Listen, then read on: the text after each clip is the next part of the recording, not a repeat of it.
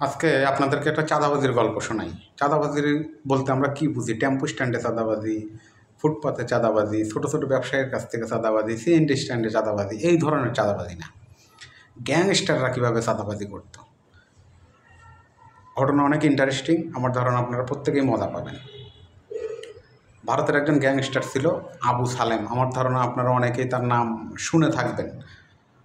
তো আবু সালেম 90-এর দশকে প্লাস 2005 পর্যন্ত বলিউডে, মুম্বাইয়ে প্রচুর পরিমাণে চাঁদাবাজি করছে।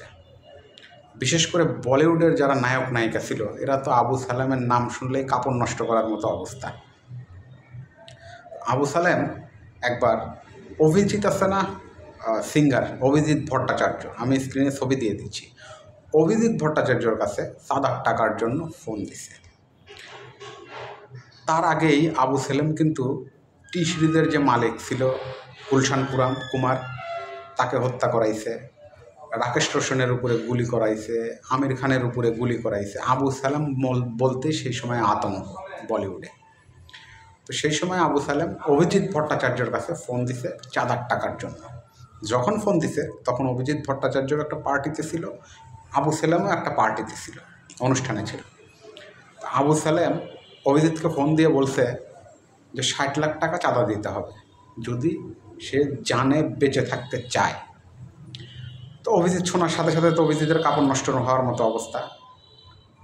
অভিজিৎ সাথে সাথে আবু সালেমের কাছে অনেক ধরনের রিকোয়েস্ট করছে, হাতে পায়ে ধরার মতো অবস্থা, যে ভাই কোনোভাবে কি চাঁদার টাকা মাফ করা যায় না অথবা কম করা যায় না।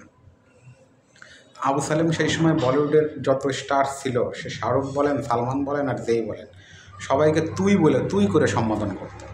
আবু সালেম তখন অভিজিৎকে বলছে যে তুই যদি এই মুহূর্তে গান শোনায় আমাকে এবং আমার পার্টিতে যারা আছে এদেরকে যদি সন্তুষ্ট করতে পারিস তাহলে তোর চাঁদার টাকা মাপ। তো অভিজিৎ চিন্তা করছে পার্টির মধ্যে সে এখন যদি ফোনে এরকম গান শোনানো শুরু করে তাহলে লোকজন হাসাহাসি করবে।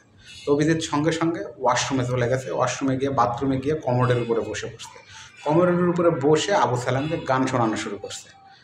আবু সালেম বাথরুমের মধ্যে গান শুনে সে সন্তুষ্ট হয় নাই, কারণ গানের তো কোনো সুর তাল টাল কোনো কিছু ঠিক নেই, আর অভিজিৎ অনেক স্লো, মানে অনেক কম ভলিউমে গান গাচ্ছিল।